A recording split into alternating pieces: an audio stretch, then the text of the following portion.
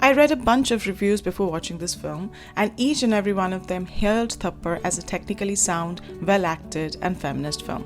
I'm not going to look at the technical aspects of the movie, of which there are already many reviews. Instead, I'm going to explore whether or not Thappar is a feminist film by focusing on some of the overlooked tropes and details, because that's where the devil hides. An easy, although not comprehensive way to determining whether a film is feminist or not is putting it through the Bechdel test. This test asks whether a work of fiction features at least two women who talk to each other about something other than man, love, or marriage. It should be pretty easy to pass this test, right? Wrong, because Bollywood films are primarily made for the male audience, even the ones that are about women or claim to be feminist. As the opening credits of Thappar roll, we get a glimpse of all the couples talking to each other. The trope of orange candy uniting the couples seems redundant because the couples are already united by a common agenda: marriage. Swati and Karan talk about marriage, Netra and boyfriend talk about marriage, Sunita and husband talk about marriage, Sachin and Sandhya talk about marriage, and even Shivani and her 13-year-old daughter talk about marriage. For the rest of the movie, everyone will only talk about marriage and men. For example, we know that Shivani drives a Mercedes bigger than Vikram's, but we learn nothing about her profession. All we ever hear Shivani talk about is how good her husband was, how she doesn't want to remarry, and how he never hit her. We also learn that Shivani's 13-year-old daughter has found a cute boy. Remember, this is fiction, and this detail was entirely unnecessary. The Bechdel test also requires that the female characters have names.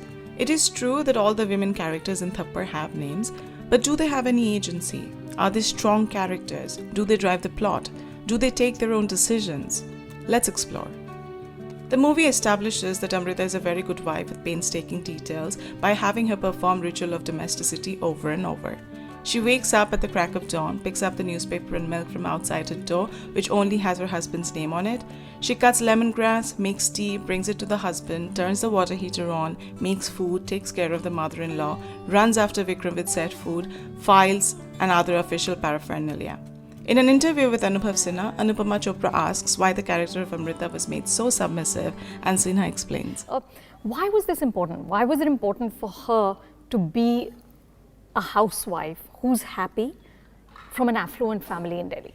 Because even if I have chosen a life with you where I am the second one, even then it's not acceptable.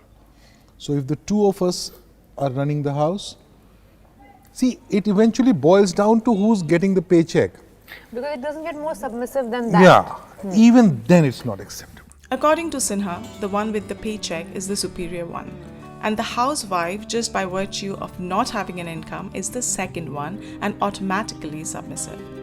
Sinha goes on to explain that even when a woman devotes herself to the husband, even then it's not okay to hit her. But this argument is redundant, because even as kids we knew that it was the unruly, disobedient kids who got beaten up. The movie then ironically seems to suggest that Amrita doesn't deserve to be slapped because she is such a good wife. The question then naturally arises if it would be okay to slap Amrita if she were not such a good wife.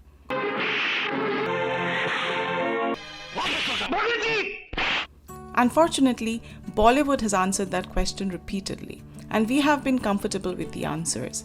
Therefore, this movie doesn't do anything radical. It only reiterates what we already know. And it's not just Amrita. Even Netra, the lawyer who has been a victim of marital rape, is seen packing her wedding photos when at the end she decides to leave the husband. Think about it for a second. She could be packing anything here: books, pens, files, flower pots, anything. But no, they went through the trouble of photoshopping pictures of their wedding, frame them, hang them on the wall, and then have her pack those frames. And why did Amrita need to be made pregnant? Why? Because the underlying message is that these women may be leaving their husbands, but they're still dutiful. They will still not remarry. They will still stay loyal, just like Shivani. Remember, this is fiction, and they could have written these characters however they wanted, but they chose to do this. Amrita's character appears stronger the second she decides to leave her husband after that one slap. But a closer look reveals that when Vikram says, "What will people think of me?" is the exact moment it dawns on Amrita that she has to respect herself too, just like Vikram respects himself. क्या सोच रहे होंगे लोग यार मेरे बारे में?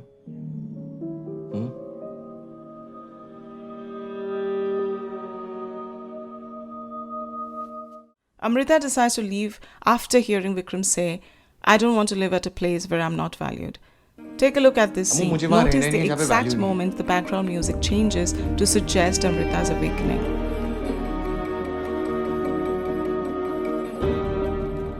Although Amrita's character is a feminist, putting the solution to her problem in the mouth of her abusive husband, even though indirectly, actually reinforces patriarchal norms. The biggest thing that Amrita accomplishes in the film is actually leaving the husband, which, though commendable, is just not enough. What is more problematic is the portrayal of Amrita's lawyer, Netra's character. Netra Jaising is an accomplished lawyer and a women's rights advocate who has won a high-profile case against a high-profile male lawyer. Yet in one discussion with her husband, we learn that she is the daughter-in-law of Justice Jaising and wife of high-profile TV journalist Rohit Jaising. 5 साल की तुम्हारी इस practice में तुमने इतने high profile cases handle किए हैं। Why? It's a privilege, and privilege है बिकॉज तुम जस्टिस जयसिंह की बहू हो, रोहित जयसिंह की बीवी हो। This scene leaves a cloud of doubt hanging over Netra as the audience is made to wonder, even if slightly, if she is successful only because of her privilege. It takes away her agency. Clearly, this character was written to show that it doesn't matter how accomplished and powerful a woman is in public life, domestic violence can affect anyone.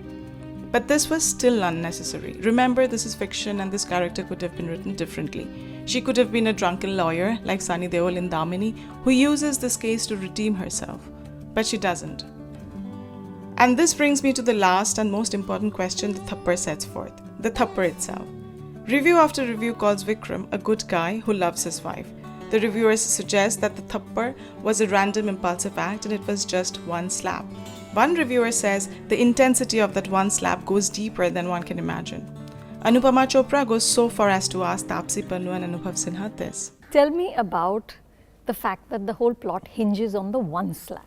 Was there ever a conversation that should it be more? The title of the film, its dialogues, and its many reviews seem to trivialize the Thappar incident, suggesting that Amrita might be taking this incident too far. Let's review the Thappar again. As Vikram starts to fight with Rajans, 3 men come to break the fight: Vikram's colleague, brother, and brother-in-law. Amrita is the 4th person to come to help Vikram and the first to get slapped. And this is not just one slap by any measure. Amrita had just spent the whole day preparing for Vikram's party. There were 40 guests, including Vikram's colleagues, friends, family, and neighbors. The movie and reviews try to trivialize the slap by excusing Vikram's anger, but no one talks about Amrita's physical and emotional state. This was not just one slap. This was the most public humiliation that could have been. So Anubhav Sinha can call Vikram a poor guy all he wants, but there is enough material in the movie to prove Vikram's misogyny. He orders his wife around, makes a comment on women's driving, asks wife to learn to make paratha before learning to drive, does not apologize to his wife, comments on Swati's smoking, and asks if Karan knows about her smoking. When Shivani drives off in her big car, he asks, "Ye karti kya hai?" Tries to take away the child from Amrita, tries to project Amrita as a liar, and tries to persuade/buy others into lying. And on the question of whether or not Vikram loved his wife, there is not one scene in the movie that suggests he misses Amrita for emotional reasons. The only reason he wants her back is because his life is inconvenient without another help in the house. And yet, the movie redeems Vikram's character in the end and leaves the possibility of reconciliation open. Rajiv Masand thinks the husband is no villain. Vikram is selfish, entitled, conditioned to put himself and his own pride before his wife, but he's not a bad guy. He's just every other Indian man. But just because Vikram is like every other Indian man doesn't mean he's not a bad guy. Perhaps we should change the definition of a good Indian man. Thappar is not a feminist movie. These nods to feminism mean nothing for gender equality. There are more sexist movies out there for sure. But what makes Thappar particularly egregious is the insincere and flimsy feminist dressing it comes in. Such auditions aren't real feminism, but rather a clever disguise, and one that will allow movie makers to continue churning out underdeveloped female characters and sexist storylines for as long as we let them. If we want real gender equality, let's demand complex female characters and stories, not simply updated versions of sexist tropes. After all, misogyny has always had the remarkable ability to adopt across political ideologies, countries, and centuries by changing its face while retaining its pre-sexist principles. If you liked our review, please like and share this video and subscribe to our YouTube channel. While you're at it, please also follow us on Instagram and Facebook.